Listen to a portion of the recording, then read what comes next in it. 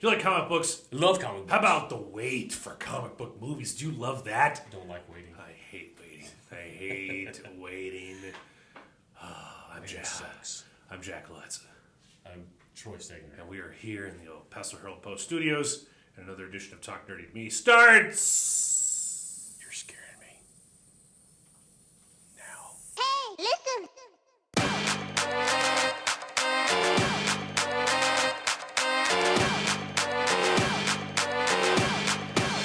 Get nerdy with me. Tell me what game that you get on. Is it card or read? Top 5 anticipated comic book movies. We're going to do a list for you and me. Yes. How's that sound? Good. How's that? That's good. All right. That voice earlier really was creepy. How's that? Hey. Hey. All right. It's the prank caller voice. Do you want to start with your number 5? We're going to start at least to most anticipated. Yeah, top least to five? most. Yeah. If you want to do it like that, make one feel less important than the other. How about can I give an honorable mention first? Sure. Venom. I'm on the fence about Venom. It doesn't do anything for me. I know it looks good. I know, really. I know it looks really cool. Venom without Spider-Man. Venom without Spider-Man, the whole Spider-Man lore, But there's a ton of symbiotes. and he doesn't have the Not spider on. not in the trailers. In the trailer, or at least not that you see yet. He sounds great. He looks great. I think Tom Hardy. He's going to pull it off. There's something about it that just. I just don't think he's a scary enough Eddie Brock.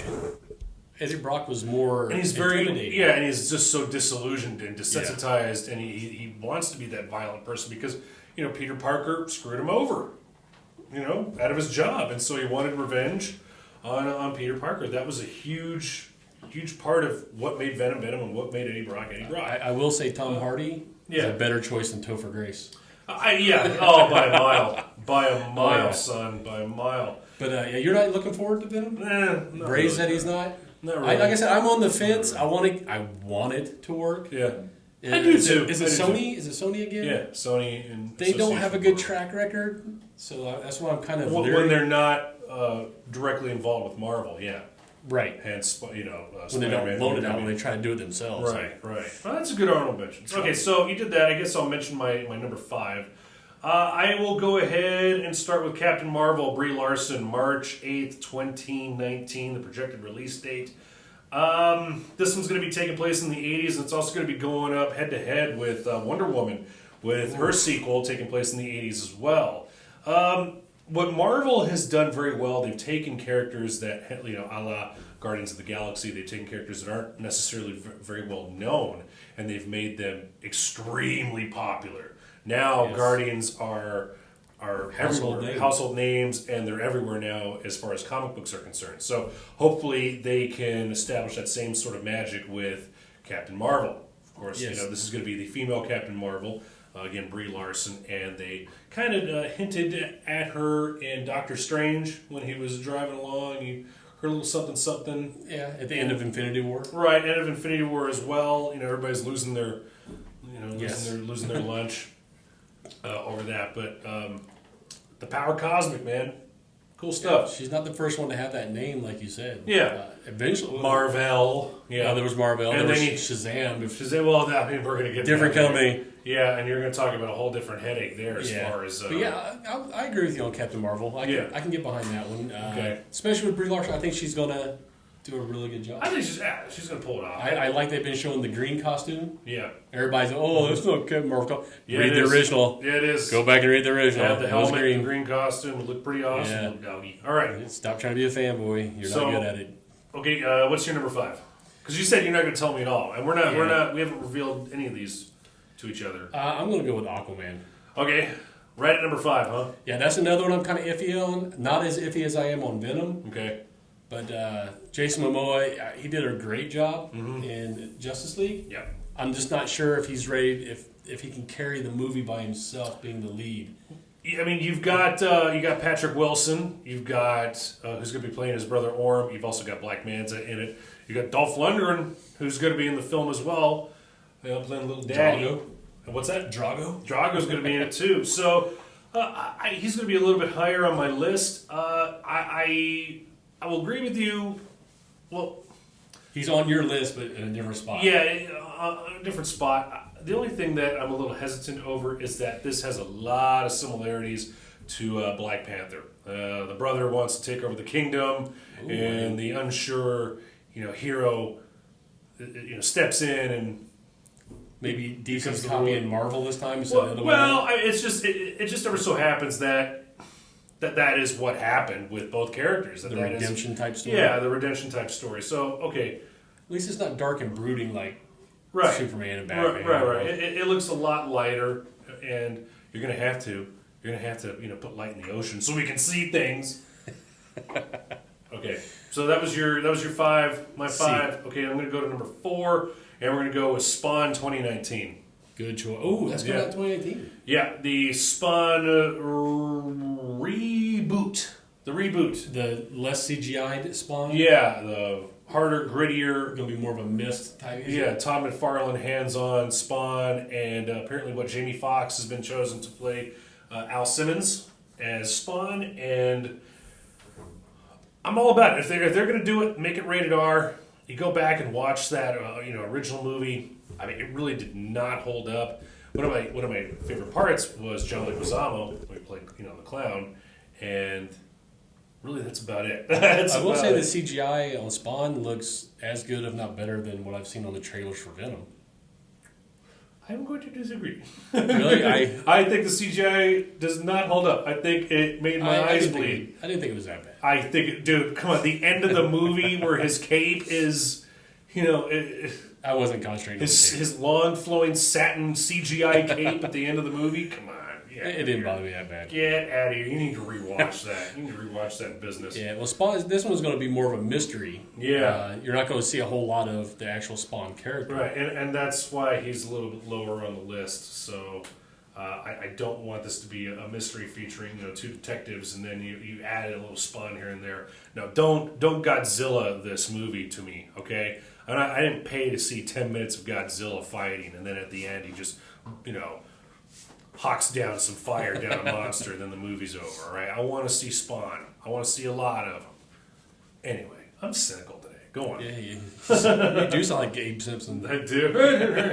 Back in my day, Godzilla used to be in the whole movie. Yeah. Which is a good segue because my number 4 is Godzilla, King of Monsters. Is it? Yeah. Just and Wow. not because of Godzilla. I had no idea. That is I love insane. Ghidorah. You're going to see King King Ghidorah. Yeah, the three-headed monster. Sure. Yeah, Mothra I guess is in there also, but Ghidorah's always been my go-to. Oh, he was always the baddest, dude. Yeah. Always the baddest. King is why I call him King. Yeah. I'm good with that. And again, but my issue is hopefully in this one they show more monster fighting. In the remake. It's hard to keep track here. The non-Matthew Broderick remake of the first one, they show Godzilla for 20 seconds, and then they pan away, and then they show the family drama. I didn't pay to see a family drama. I didn't pay to see Bryan Cranston die halfway in the movie, then the movie tanks after he dies, which it really did, in my opinion. I'm sorry. I'm so sorry for being cynical. I have to apologize, but I'm like, holy crap, dude. Maybe it's the meds or something like that. But I want to see more monster fighting, dude. Well, I think there'll be more in this one. Yeah. They're trying to tie all these monster movies together. You had Kong Skull Island. Yeah. Now you're getting Godzilla, King of the Monsters. Plus, there's 3 of them in there. I mean, you got Ghidorah and Mothra and Godzilla that we know of. There could be more.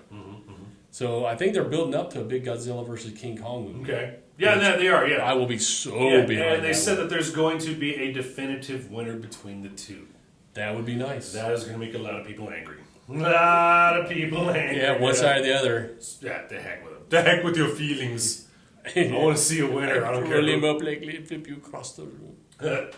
Okay, my number 3 now? Is that 4. 4? Really? Yeah, you haven't done it 4 yet. That changes everything. Really? Really? I didn't do 4? No, I did. You did Spawn. No, before that I did What was your 5? Captain Marvel. Oh, you're right. And It then is Spawn. 3. I'm on 3 now. Yeah. Okay, yeah. Thank you, Ray. Number 3. The producer's not doing her job. Number 3. Hellboy, January 11th, 2019. David Harbour That's right. Ian McShane, David Harbour taking over the role of that Ron Perlman made famous, and that was his big comeback into the mainstream. I'm all about David Harbour, man. Huge David Harbour fan after Stranger Things. So, and that photo of him in the Hellboy. That's what changed my mind. Yeah, because when they announced it, I was like, the dude with the dad bod from Stranger Things. And then they showed him like, oh, he hit the gym. Mm-hmm. Well, I mean, come on, a lot of this is going to be prosthetic, but still. Doesn't matter. He looked good. Still, I mean, but...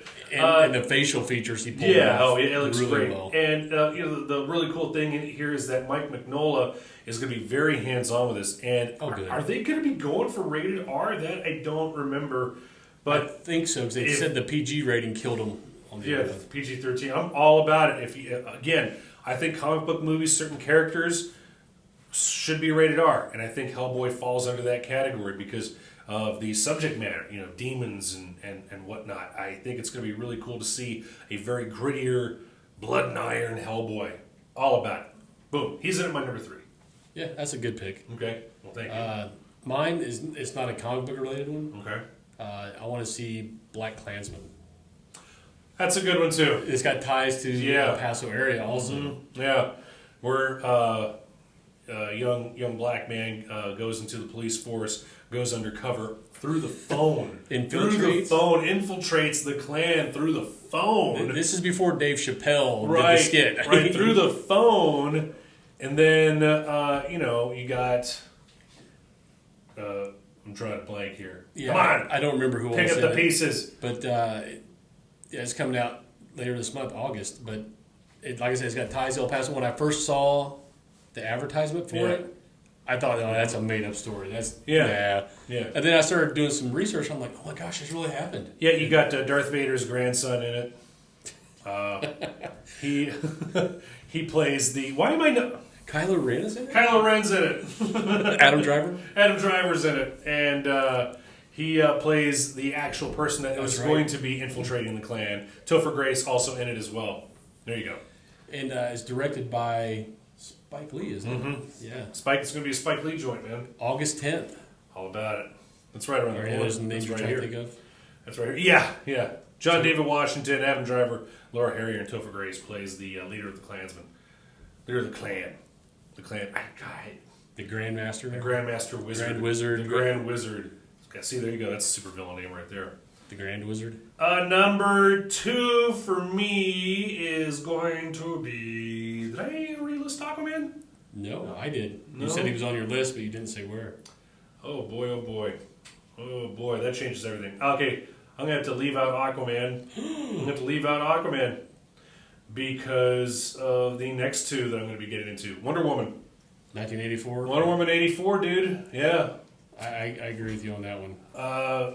Dude, that first one was amazing. It felt like a Richard Donner film, and now to have that same feeling and place it in the 80s, and to have some more DC references from the 80s that are going to be carrying over into the worlds of DC. Mind you now, it's not the DCEU anymore. This past year over at San Diego Comic-Con, they made an announcement saying that they did away with the DCEU. It's now Worlds of DC. Yep. Now, it's a very smart decision. It's a brilliant decision because they have so many stories at their fingertips that why should it just be contained in one universe? Why should it just be contained? We have so many different worlds and universes to showcase to you, and we're going to bring them to you. I certainly hope they do. Yeah, and they are. They're going to. Yeah. Wonder Woman. The only complaint I had about the Wonder Woman movie was what you mentioned before we watched it. Yeah. You hope they didn't wash out the color. The color. Oh, I remember that. And they did when they went to a little bit. London. Was it London? A little bit, yeah. This one, that was my only minor complaint. And it was very minor. To be nitpicky, and I think here some of the still shots that they've shown, I think they brought the color back, which again, thanks Scott Snyder, or Zack Snyder. Which Snyder? Zack Snyder. Yeah, Zack is the movie guy. Yeah, Scott's the comic writer. Zack. Ain't nobody want to see your Zack Snyder cut. You dang Snyder clans. Ain't nobody want to see that cut. Depressing cut. I like Justice League. I don't care that they didn't. I liked it. What's your number 2? Well, on my number 2, Glass. Oh, I totally forgot about that. You dropped the ball on that one. Oh, man, I totally forgot.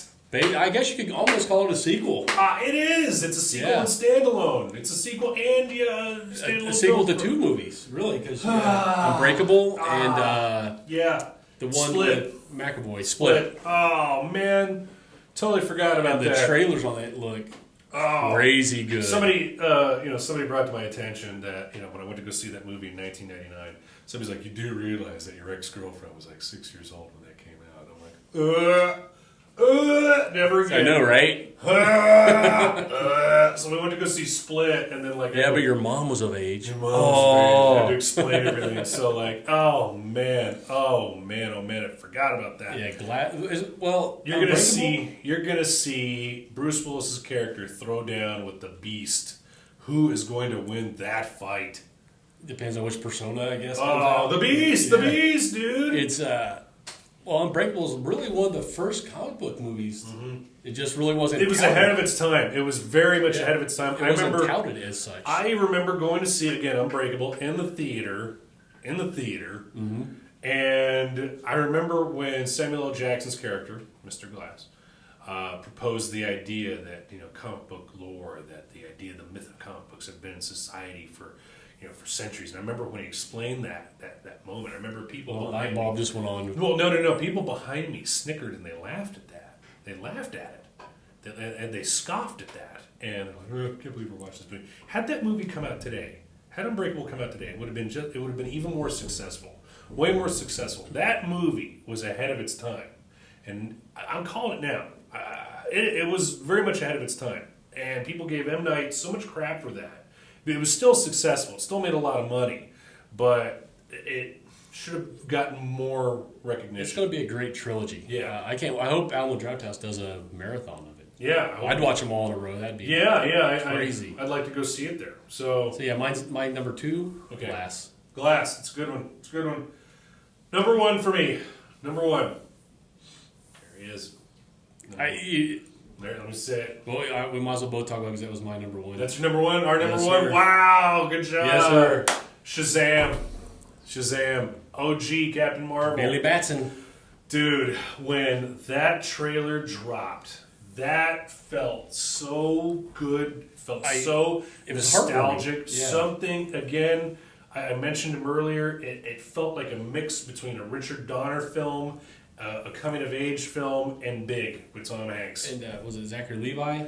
Yeah. And I had reservations about it when the kid from It. Yeah, the kid. Oh my God, he plays it off so well as a kid, as an 8-year-old kid. Goodness gracious! That whole convenience store scene. Oh my God! And the more I watch, bulletproof. The more I watch the trailer, the more I dig it. And people, naysayers and nitpickers can pick this apart all you want. Oh, the suit on him looks so cheesy. It looks too hokey. Guess what, fanboys? Captain Marvel, Shazam was cheesy. He was hokey, but there was an innocence about him.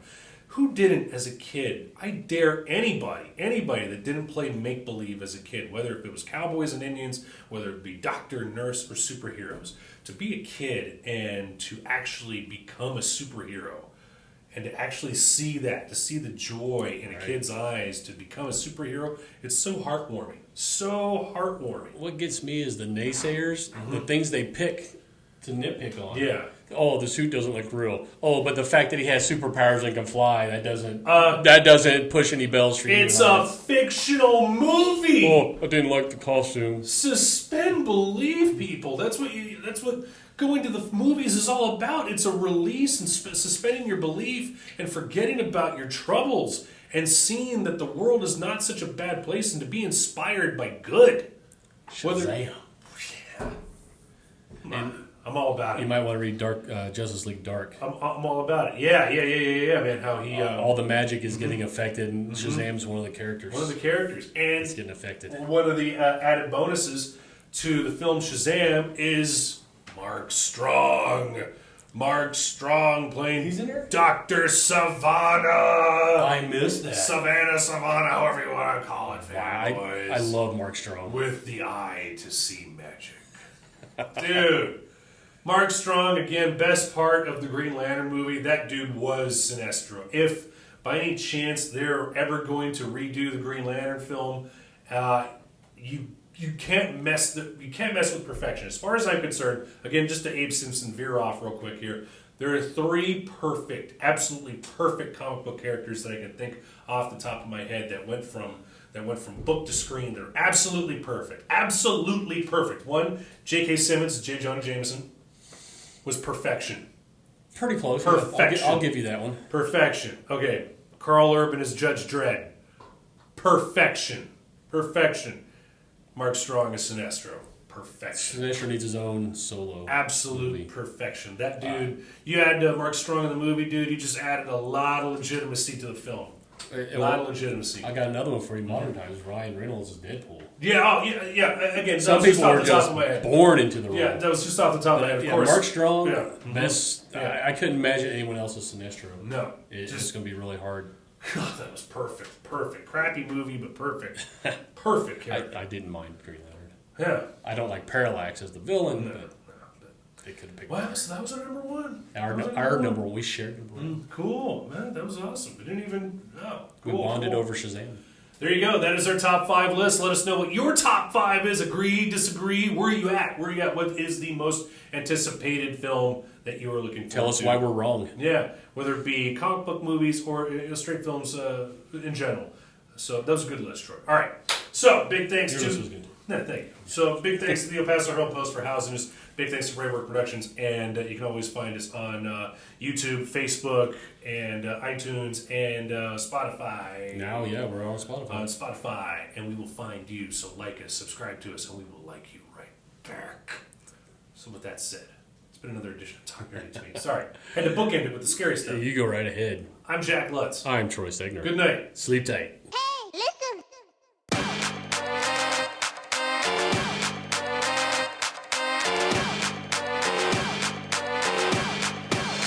Get nerdy with me. Tell me what game that you get on. Is it card or read?